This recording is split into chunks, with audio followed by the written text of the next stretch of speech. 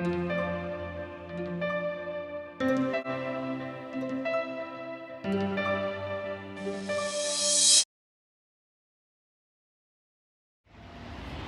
guys! Well, as the opening to my video said, I'm going to be teaching you how to make brigadeiro today. So I want to tell you what brigadeiro actually is. As you guys know, I used to live in Brazil like 20 years ago, and when I first got there I found out about this condensed milk delight, I'm going to call it. Little balls of condensed milk that had been boiled that tasted absolutely amazing. And most people in Brazil use them at birthday parties, so they put them out on the table as like a dessert. They're found everywhere, in cafes, in restaurants, at weddings. Yeah, absolutely amazing balls of goodness. So today I am teaching you how to make them because they are so nice to be able to put out on the table at a birthday party, or just to have when friends come over even. I'd eat them anytime. Yeah, it's absolutely delicious. So I hope you like this video. I hope it teaches you how to make them, and I hope you give them a try. Yum, yum, yum, yum, yum. Oh, one more thing. Apparently I shouldn't have stirred in both directions, but yeah, you know, Aussie version here. They still taste great. Shh, don't tell anyone. Anyway, have fun making them. Bye. Hi guys. So today I am going to be teaching you how to make brigadeiro.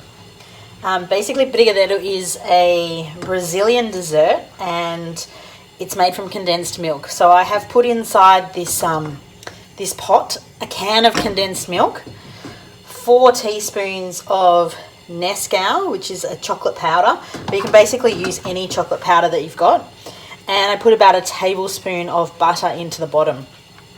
So basically you just keep stirring the way I'm stirring it now, and eventually it thickens. When it gets thick, you should be able to lift the pan and all of the chocolate will fall down, and that's when we know that it's ready. So when it's ready, we can then pour it onto a plate, which I'm just going to grab out of the cupboard now. So we can just pop it on a plate here at the back once it's completed. But really I should continue to stir it, because otherwise it's going to get bubbles. I'll just turn it down a little bit. Otherwise it's going to get some bubbles, and it might even go lumpy. Some people actually like it when it's overcooked a little bit, so it doesn't really matter if it does get a bit lumpy. But if we were planning on rolling it into balls, which is the traditional way of eating brigadeiro at parties and things, then I would want it to be as smooth as it possibly could be.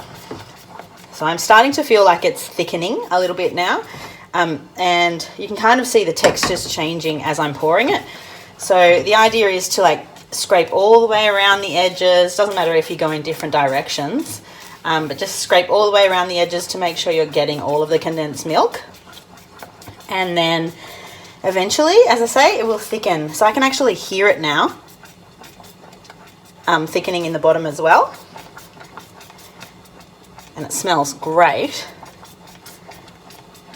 So I'm just going to turn the pan up again, and as you can see, it's starting to fall on one side. It really only takes about 5 minutes to boil it. And this type of chocolate covering, it's so good on cake as well. So if you make let's say a butter cake or a chocolate cake, you can just make the brigadeiro topping and pour it over the top of the cake. It's amazing. We're getting there. It's starting to fall. Should only be a couple more minutes. Yeah, so delicious on cake. If I wanted to put this on cake, I could probably remove it now because it doesn't have to be as thick. What I'm trying to do though is create like a thick chocolate, I suppose, that when it cools and I put a spoon in it, I'll be able to roll it into balls, and that will then make up the dessert. So yeah, absolutely delicious. This is called Brigadeiro. I can't really speak English and say words in Portuguese. They always come out funny. But absolutely delicious. Now, you wouldn't want to eat too much of this in one go because you'd probably end up on the toot. It can give you what they call dor de barriga, pain in the stomach from eating too much of it. So, you know, a little bit goes a long way. Oh, and it's starting to come. Oh, we're nearly there. I'm tempted to pull it off now, but to be honest, it's quite nice when it's completely done correctly. So yeah, can you believe I'm the only one at home?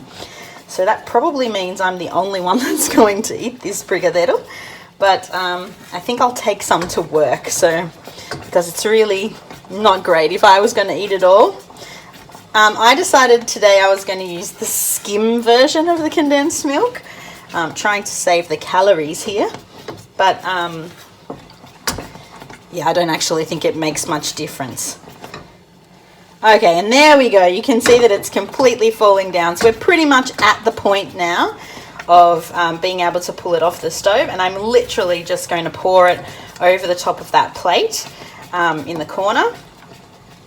And yeah, we will see how we go. So there it is, it's all falling away. So I'm just going to turn off the stove, pour the brigadeiro on the plate,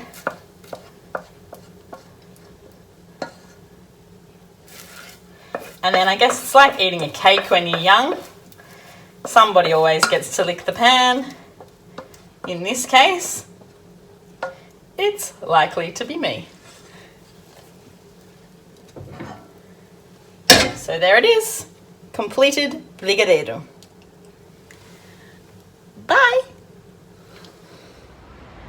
So if you've gotten that far, then basically you're nearly at the end, okay? So all you have to do now is grab a teaspoon, put a little bit of butter on your hands, pull out about a teaspoon worth of brigadeiro, roll it up into a ball. The butter will go onto the balls, and then you can drop the balls into either sugar or hundreds and thousands. Roll them. If you've got little tiny patty cases, put them in that. If you don't, just leave them on the plate as they are. They go in the belly just the same. So exciting. Go and enjoy them. They are delicious. Have a great day. Bye.